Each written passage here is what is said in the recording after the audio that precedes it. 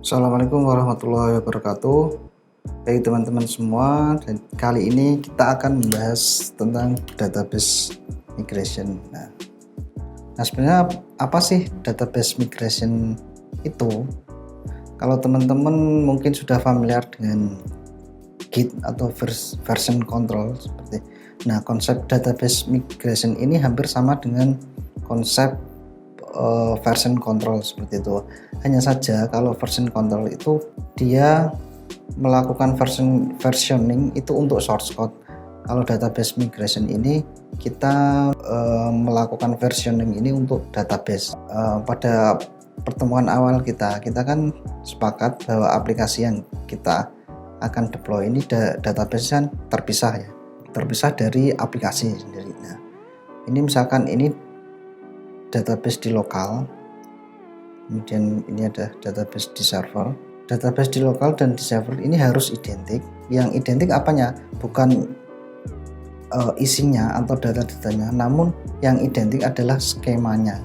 Namun bisa juga data ini juga identik. Contohnya apa? Contohnya misalkan kita punya satu tabel user ini kan skema dari database yang ada di lokal dengan apa yang ada di server ini harus sama, namun tidak harus sama isi dari data-data user. Nah, yang harus identik skema dan datanya ini misalkan kita punya data regional itu lebih itu misalkan kita punya provinsi se-Indonesia. Nah ini kan biasanya identik karena provinsi ini jarang sekali berubah. Ketika kita membuat aplikasi itu kita tidak perlu memerlukan CRUD untuk provinsi sendiri. Jadi data dari provinsi ini langsung diinisialisasikan melalui database migration. Jadi misalkan kita di sini ada tabel yang namanya users. Nah, di sini juga harus ada tabel yang namanya users. User ini misalkan dia ada ID, kemudian ada username. Di sini juga harus memiliki ID username. Nah, ketika kita melakukan suatu perubahan terhadap skema tabel user ini, maka perubahan tersebut harus dicatat dan kita harus mencatatnya dalam suatu konfigurasi atau database migration ini. Biasanya itu kita lakukan dalam satu bentuk file ini, sehingga ketika kita menjalankan database migration ini kita bisa mengubah struktur dari database tersebut. Nah, misalkan kita ingin menambahkan di tabel user ini email. Ketika kita jalankan jadi di lokal, dia akan menambah kolom email di tabel user. Begitu juga ketika nanti kita akan deploy ke server, maka di sini juga ada email. Nah, konsepnya seperti itu. Jadi konfigurasi tadi ya, perubahan struktur skema itu nanti akan dicatat dalam satu file sendiri. Kalau tabel user berarti kita membutuhkan awalnya tadi kan create user tabel. Ini misalkan list file yang akan dilakukan database migration-nya. Kemudian ada juga misalkan tadi kan menambah email. Berarti di sini nanti akan ada alter user tabel add email. Nah, seperti itu konsep database migration. Nah, sebenarnya tools database migration ini banyak sekali ya. Kesempatan kali ini kita akan menggunakan satu tools database migration yaitu Ping. Nah, coba kita buka dokumentasinya. Ping ini dia menggunakan PHP. Banyak sekali tools database migration, tidak hanya menggunakan PHP, mungkin ada yang pakai Node.js, ada yang pakai Java dan sebagainya. Nah, karena tutorial sebelumnya kita membahas tentang PHP, maka satu tools yang untuk database migration ini saya gunakan dengan Ping ini karena dia menggunakan PHP. Nah, instalasi sendiri kita bisa menggunakan PHP composer.par require component print. Nah, ini kalau kita udah punya composer, berarti kita tinggal ketik aja composer require Ping kayak gitu. Kita copy aja. jalankan di terminal Composer. Oke, nah kita tunggu. Nah kita sudah install pingnya ini. Mungkin kita masukkan aja ke directory yang ada database migration aja ya.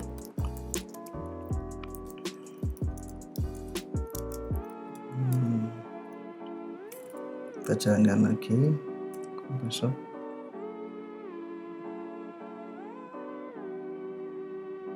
Nah kita sudah berhasil menginstal. Nah lalu kita jalankan command vendor bin ping init. Nah, ini untuk menginisialisasi. Nah inisialisasi nanti kita telah berhasil di generate ini di folder database migration ping.php. Nah maka coba kita buka konfigurasinya. Nah, ping.php ini. Nah, di sini ada path untuk melakukan script database migration untuk membuat file-file migrationnya. Kemudian kita ada environmentnya. Environmentnya ini ada production, development, testing. Nah, seperti itu. Nah, coba kita buat satu migration. Kita buat satu environment, yang satu untuk lokal.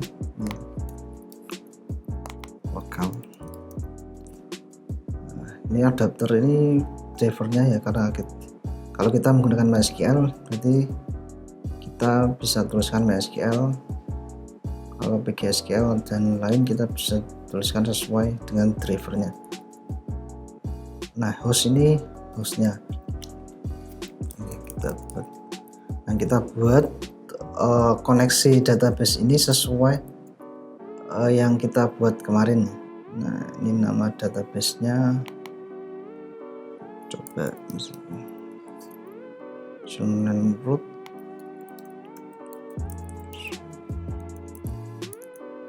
db. Kemarin kelihatannya passwordnya ini, kemudian portnya 337. Nah ketika kita mau membuat satu migration, maka kita letakkan di folder db migration. Nah nanti kita coba buka dokumentasinya dulu, waiting migration ini ya.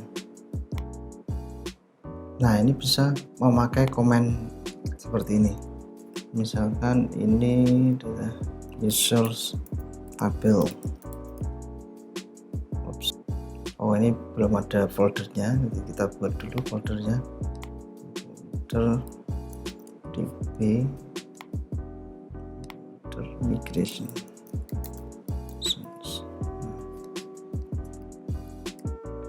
Nah kita udah bikin.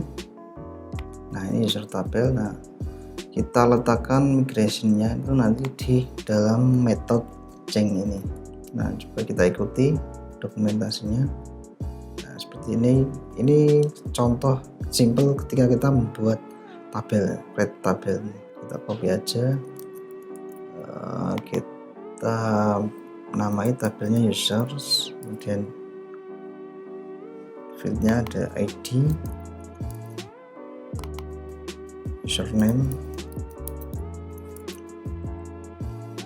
Nah ini biasanya nama fieldnya, kemudian tipe datanya. Nah integer ini bisa datetime. Nah, kalau string, nah string ini bisa string gini ya, limit 20 40. Nah ini karakternya Kak. Jadi coba kita copy aja.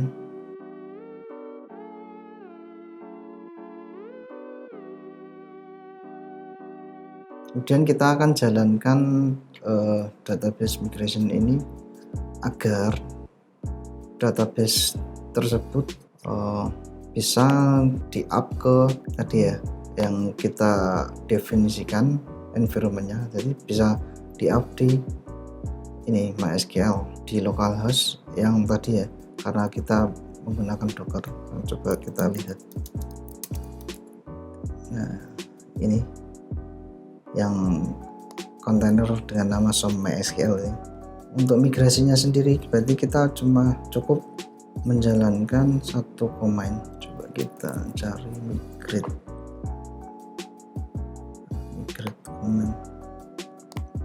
command, nah ini ya, ping migrate main development ini environment. Jadi kalau kita mau menjalankan ini di environment development, berarti kita cukup menjalankan ping migrate main development. Nah, karena tadi kita pilih environmentnya lokal, maka kita jalankan ping not found. Nah, karena kita tidak menginstalnya dengan command line, berarti kita tadi pilih vendor bin ping, maka yang kita jalankan juga harus vendor bin ping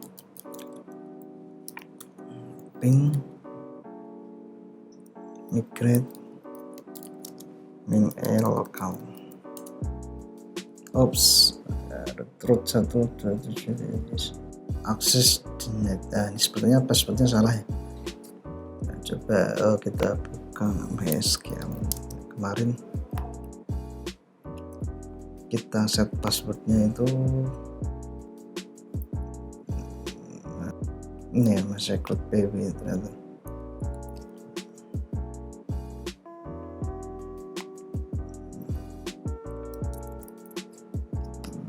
Coba kita sekali lagi jalankan unknown database. Ini karena belum ada databasenya. Nah, coba kita masuk ke dockernya.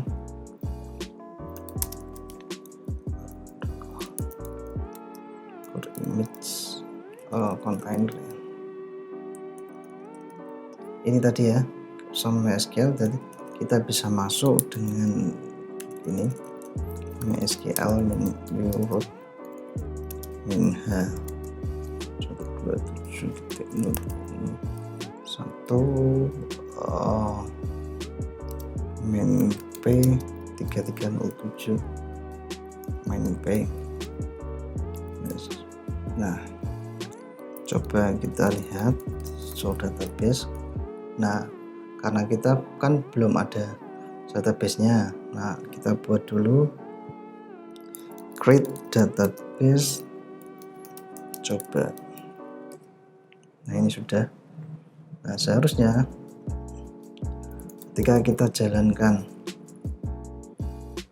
vendor bin ping migrate lokal, nah ini sudah bisa. Nah, kolom already access. Nah, ini ternyata ada yang salah. Duplikat kolom ID nya. Berarti kita nggak perlu pakai ID, karena ID nya biasanya udah digeneratkan dari sistem. Coba kita, nah ini sukses. Nah, coba kita lihat tab baru aja.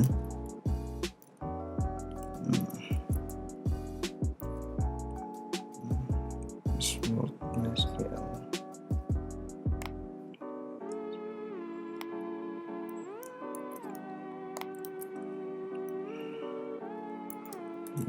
Use, coba.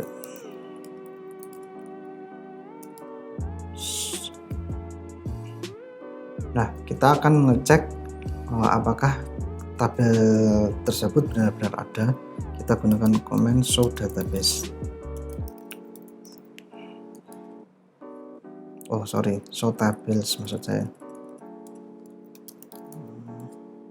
Nah, kita udah punya tabel user. Coba kita select.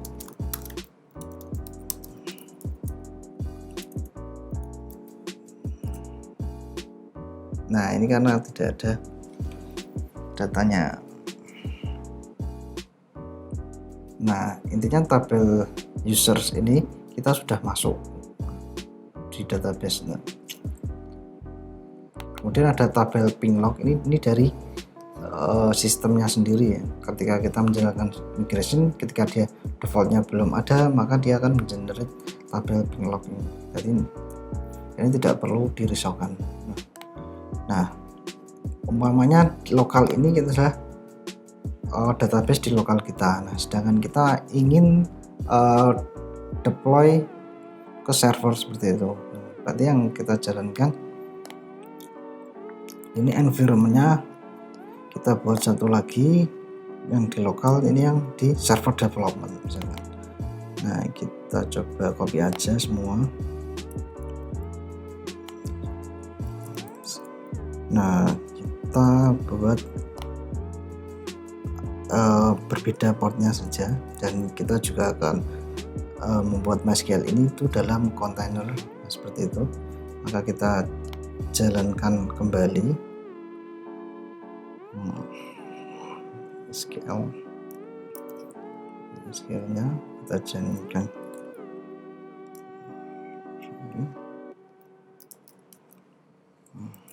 ini ya 5.7.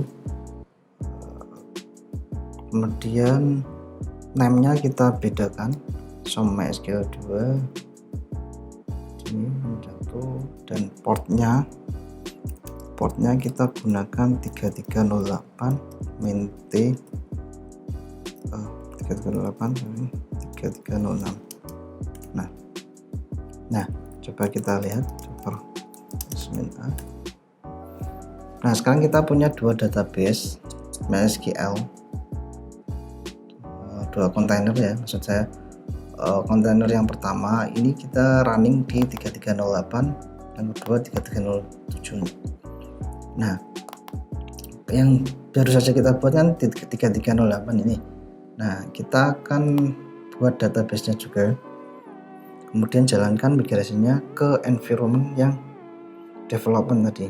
Nah, kita bisa menggunakan MySQL min root min p besar 38 min h127 itu min p.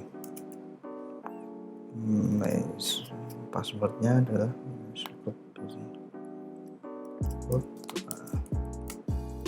nah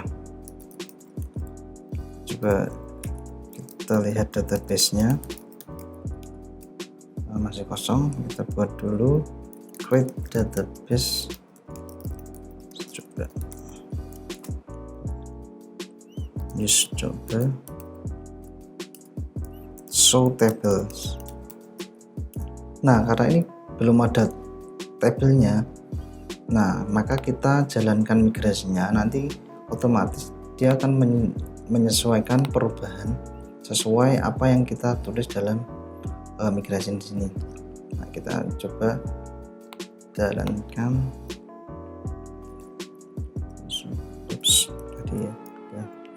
Kita jalankan tadi komanya adalah vendor bin migrate ya, main environment development. Nah ini udah sukses. Kita coba cek. Nah tadi kan empty, sekarang sudah ada tabel user. Maka ketika kita menjalankan satu script ini, maka yang di environment tadi development dia sudah menyesuaikan apa yang kita tulis dalam migration script seperti itu. Nah ketika kita akan menambah satu lagi, misalkan di sini ya, kita coba di terminal ini ada di VS Code saja, vendor bin create. Misalnya kita tambah satu tabel lagi, customer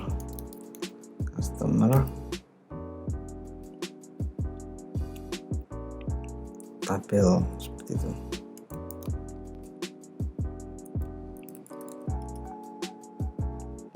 Nah kita akan generate satu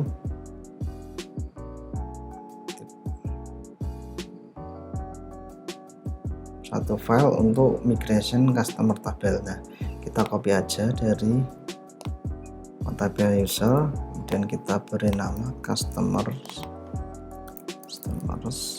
Nah kita bisa tambahkan kolom-kolomnya.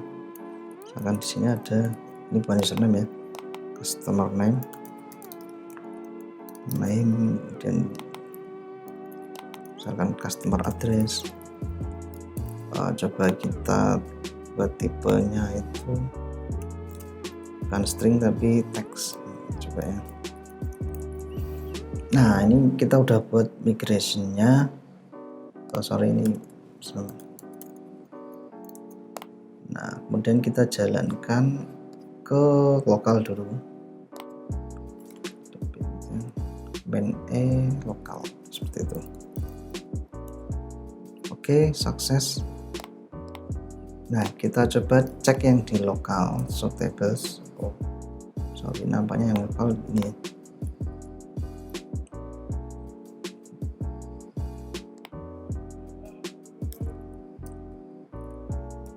Oh ini ya, ini yang lokal tadi, dan ini yang development. Yang development karena belum dijalankan, otomatis dia belum ada.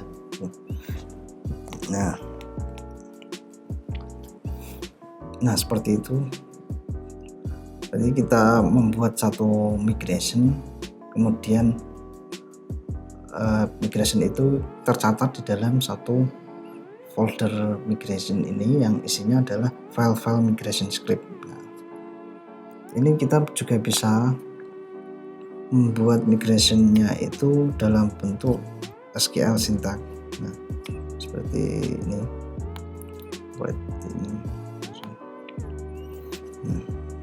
Nah ini delete from user. Nah ini kita bisa membuat migrationnya ini dia satu sintak sendiri,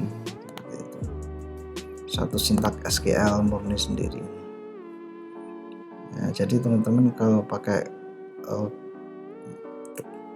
SQL yang murni ini juga bisa.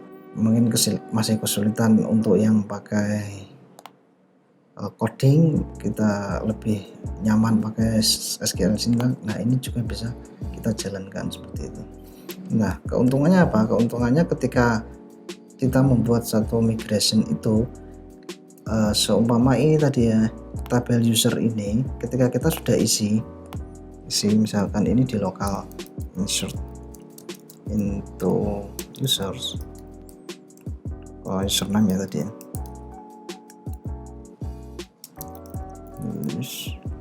kita isikan akun seperti itu. Nah kita coba bintang from users. Nah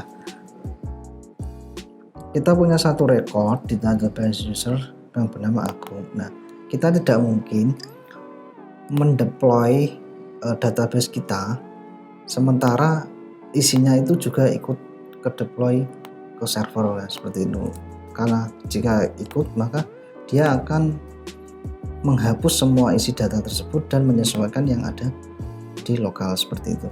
Berarti tetap saja ketika kita select from users ini tetap saja dia kosong gitu, karena dia hanya diinsert di lokal. Nah, begitu juga yang ada di development, apa-apa yang telah terisi di development ini juga tidak akan dikembalikan di lokal. Jadi migration yang ditulis ini adalah hanya migration skema saja. Nah namun ada beberapa kasus yang saya sampaikan tadi.